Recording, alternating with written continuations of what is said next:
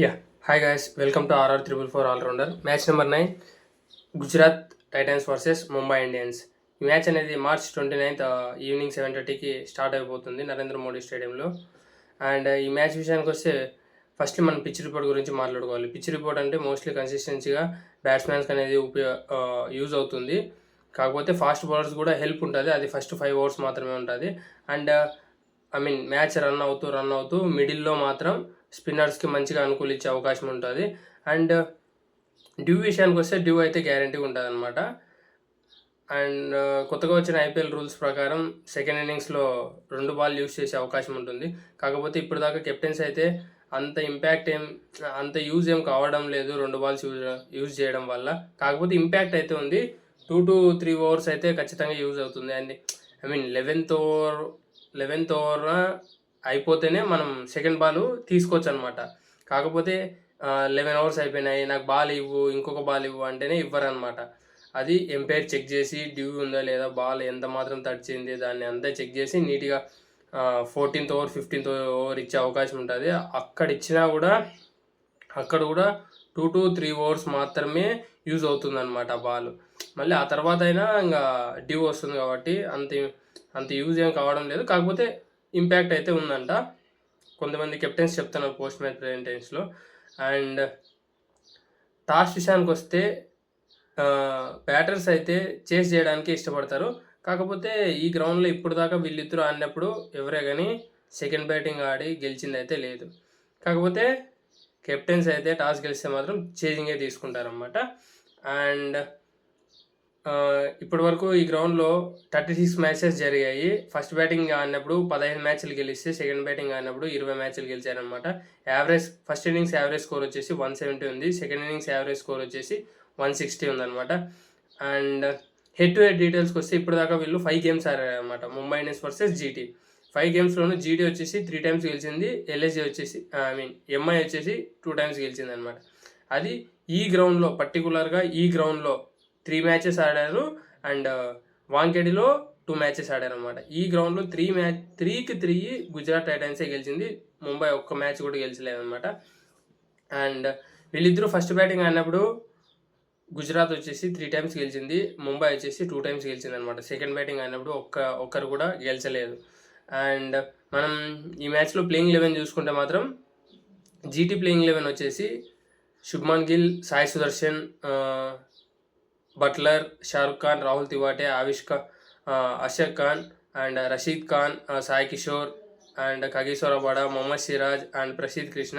Impact ప్లేయర్గా Rutherford ఉండే అవకాశం ఉంటుంది. కాకపోతే నేనైతే ఏమనుకుంటానంటే ఈ మ్యాచ్ జోస్ బట్లర్ ఏమైనా ఓపెనింగ్ రావచ్చు. And last year Sai Sudharsan 1 downలో బాగా ఆడాడు కాబట్టి ఏమైనా చేంజ్ చేసుకోవచ్చు అనుకుంటా. ఫస్ట్ బ్యాటింగ్ అయితే జోస్ బట్లర్ని పైకి పంపించి ఆడడమే బెటర్ అనుకుంటా, నాకు తెలిసి నా ప్రిడిక్షన్ ఇది. Okay fine. ముందు మ్యాచ్ అయితే ఫస్ట్ ఓపెనింగ్ వచ్చేసి సాయి సుదర్శన్ అండ్ గిల్లే వచ్చారు కదా, ఈ మ్యాచ్ కూడా అట్లనే వస్తారేమో అనుకుంటాను. Okay fine. నా కన్సర్న్ వచ్చేసి జాస్ బట్లర్ ఓపెనింగ్ వస్తే బెటర్ అని నేను అనుకుంటాను. ఇప్పుడు దాకా మనం చూసాం కదా, చాలా రికార్డ్స్ చేశాడు ఐపీఎల్లో ఓపెనింగ్ వచ్చేసి. అందుకనేసి నేనైతే జాస్ బట్లర్ ఓపెనింగ్ వస్తే బాగుంటుంది అనేసి అనుకుంటాను అనమాట. అండ్ ఎంఐ ప్లేయింగ్ 11 విషయానికి వచ్చేసరికి Rohit Sharma and Rickelton, Will Jacks, Suryakumar, Tilak Varma and Hardik Pandya, Mitchell Santner, Deepak Chahar and Trent Boult and Satyanarayana Raju ఉండే అవకాశం ఉంటుంది. అండ్ నమిందర్ మిస్ అయ్యా, ఓకే. అండ్ ఇంపాక్ట్ ప్లేయర్గా విఘ్నేష్ ఉండే అవకాశం ఉంటుంది అనమాట. ఫస్ట్ మ్యాచ్ కూడా చూసాను, స్పిన్ బాగానే వేస్తున్నాడు, ఫ్లైట్స్ ఇవ్వడం కానీ అండ్ ధైర్యంగా బౌలింగ్ వేస్తున్నాడు కాబట్టి దానికి ఒప్పుకోవచ్చు. మనం మంచిగానే బౌలింగ్ వేస్తున్నాడు. అండ్ కీ బ్యాటిల్స్కి వచ్చేసరికి శుభ్మన్ గిల్ వర్సెస్ దీపక్ చహర్ మంచి కీ బ్యాటిల్ ఉండబోతుంది. ఇప్పుడు దాకా 78 runs చేసి 4 times అవుట్ చేశాడు, 141 ఉంది strike rate. And Hardik Pandey Gill versus Hardik Pandey కూడా మంచి కీ బ్యాటిల్ ఉండబోతుంది. ఇప్పుడు దాకా 7 runs మాత్రమే చేసి 3 times అవుట్ అయ్యాడు, 58 ఉంది strike rate. And Jos Buttler versus Hardik Pandey కూడా మంచి కీ బ్యాటిల్ ఉండబోతుంది. ఇప్పుడు దాకా 65 runs చేసి 2 times అవుట్ అయ్యాడు, స్ట్రైక్ రేట్ మాత్రం 197 ఉంది. Okay fine. 2 times అవుట్ అయినా కూడా స్ట్రైక్ రేట్ బాగుందంటే అంత ఇదేమి పెద్ద హార్దిక్ పాండే పెద్ద ఇంపాక్ట్ చూపిస్తాడని ఏం చెప్పుకోని అవసరం లేదు. కాకపోతే కీ బ్యాటిల్ బాగానే ఉంటుంది. అండ్ షారుఖ్ ఖాన్ వర్సెస్ దీపక్ చార్ కూడా కీ బ్యాటిల్ బాగానే ఉంటుంది అనమాట. మిడిల్ ఆర్డర్లో వస్తాడు, బిగ్ హిట్స్ కొడుతుంటాడు కాబట్టి. అండ్ ఇప్పుడు దాకా అయితే 1 రన్ మాత్రమే వేసాడు, అవుట్ అయిపోయాడు అనమాట. ఒకసారి 1 రన్ చేసి ఒకసారి అవుట్ అయ్యాడు. స్ట్రైక్ రేట్ వచ్చేసి 20 ఉందన్నమాట. And Rohit Sharma versus Kagiso Rabada మంచి కీ బ్యాటిల్ ఉండబోతుంది. ఓపెనింగ్లోనే పవర్ ప్లేలో బౌలింగ్ చేయబోతాడు కాబట్టి. ఇప్పుడు దాకా 38 రన్స్ చేసి ఐపీఎల్లో మాత్రం 2 టైమ్స్ మాత్రమే అవుట్ చేశాడు. అండ్ 140 స్ట్రైక్ రేట్ ఉంది. ఓవరాల్ ఇంటర్నేషనల్ T20s కావచ్చు, అండ్ ఓడిఐస్ కావచ్చు, టెస్ట్ కావచ్చు, 16-17 టైమ్స్ అవుట్ చేశాడంట. కీ బ్యాటిల్ మంచిగా ఉండబోతుంది. రబాడా నుంచి రోహిత్ శర్మకి అయితే థ్రెట్ ఉంది. అండ్ రోహిత్ శర్మ వర్సెస్ రషీద్ ఖాన్ కూడా మంచి కీ బ్యాటిల్ ఉండబోతుంది. రోహిత్ శర్మ పవర్ ప్లేలోనే మంచి బిగ్ హిట్స్ కొడుతుంటారు కాబట్టి 2-3 ఓవర్స్ మధ్యలో ఎక్కడైనా మంచి కీ బ్యాటిల్ ఉండబోతుంది. And Suyash Sharma and Rabada కూడా మంచి కీ బ్యాటిల్ ఉండబోతుంది అనమాట. ఇప్పటిదాకా సూర్యకుమార్ వచ్చేసి 87 రన్స్ చేసి 3 టైమ్స్ అవుట్ అయ్యాయి. అండ్ రోహిత్ శర్మ వర్సెస్ రషీద్ ఖాన్ కూడా మంచి కీ బ్యాటిల్ ఉండబోతుంది. ఇప్పటిదాకా 35 రన్స్ చేసి 4 టైమ్స్ అవుట్ అయ్యాడు అనమాట. 109 ఉంది strike rate. And Suryakumar Yadav versus Rabada కూడా మంచి కీ బ్యాటిల్ ఉండబోతుంది. ఇప్పటిదాకా 87 రన్స్ చేసి 3 టైమ్స్ అవుట్ అయ్యాడు. అండ్ స్ట్రైక్ రేట్ వచ్చేసి 158 ఉంది. తిలక్ వర్మ వర్సెస్ రషీద్ ఖాన్ కూడా మంచి కీ బ్యాటిల్ ఉండబోతుంది అనమాట. వీళ్ళందరూ పవర్ ప్లేలోనే బ్యాటింగ్ వస్తారు కాబట్టి చెప్తాను. అండ్ పవర్ ప్లే తర్వాత బౌలింగ్ రషీద్ ఖాన్ వేసే అవకాశం ఉంటుందన్నమాట. I think 5th over or 8th over bowling వేయచ్చు నాకు తెలిసి. ఆ టైంలో తిలక్ వర్మ ఖచ్చితంగా గ్రీస్లో ఉంటాడు. మంచి కీ బ్యాటిల్ అయితే ఉండబోతుంది. ఇప్పుడు దాకా 19 రన్స్ చేసి 2 టైమ్స్ అవుట్ అయ్యాడు. అండ్ స్ట్రైక్ రేట్ వచ్చేసి 118 ఉందన్నమాట. అండ్ హార్దిక్ పాండ్యా వర్సెస్ రషీద్ ఖాన్ కూడా మంచి కీ బ్యాటిల్ అయితే ఉండబోతుంది. ఇప్పుడు దాకా 27 రన్స్ చేసి 2 టైమ్స్ అవుట్ అయ్యాడు. స్ట్రైక్ రేట్ వచ్చేసి 73 ఉందన్నమాట. అండ్ గేమ్ చేంజెస్ చూసుకుంటే మాత్రం జీటీ గేమ్ చేంజెస్ వచ్చేసి Gill and Jos Buttler, Rashid Khan ఉండే అవకాశం ఉంటుంది.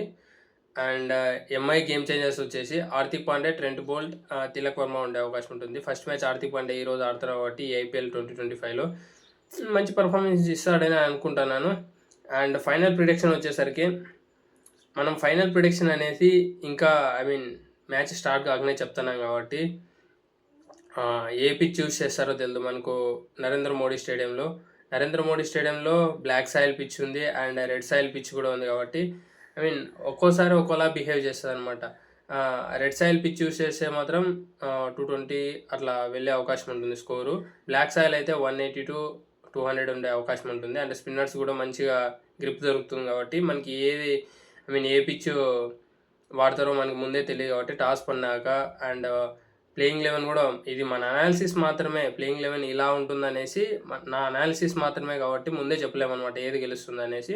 కాకపోతే నా పేపర్ ప్రిడిక్షన్ వచ్చేసి జీటీ ప్లేయింగ్ 11 చూసుకుంటే అండ్ ఎంఐ ప్లేయింగ్ 11 చూసుకొని నా ప్రిడిక్షన్ వచ్చేసి బోత్ 50-50% అని చెప్పొచ్చు. కాకపోతే కొద్దిగా స్లైట్ ఎడ్జ్ హోమ్ అడ్వాంటేజ్ ఉంది కాబట్టి నేనైతే జీటీకి 55% ఇచ్చేసి ఎంఐకి 45% ఇస్తున్నాను.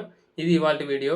మీరు ఈ మ్యాచ్ గురించి ఏమనుకుంటున్నారో మీరు కామెంట్ చేయండి, నేను కూడా తెలుసుకుంటాను. నా ప్రిడిక్షన్ వచ్చేసి జీటీ గెలుస్తుందని నేనైతే అనుకుంటున్నాను. మీరు ఏ టీం గెలుస్తుందని అనుకుంటున్నారో లైక్ చేసి సబ్స్క్రైబ్ చేయండి అండ్ నాకు కూడా కొద్దిగా ఎంకరేజ్మెంట్ ఇవ్వండి. అండ్ మీరు ఏ టీం గెలుస్తుంది అనుకుంటున్నారో కామెంట్ చేయండి, నేను కూడా చూస్తాను. Okay, thank you guys.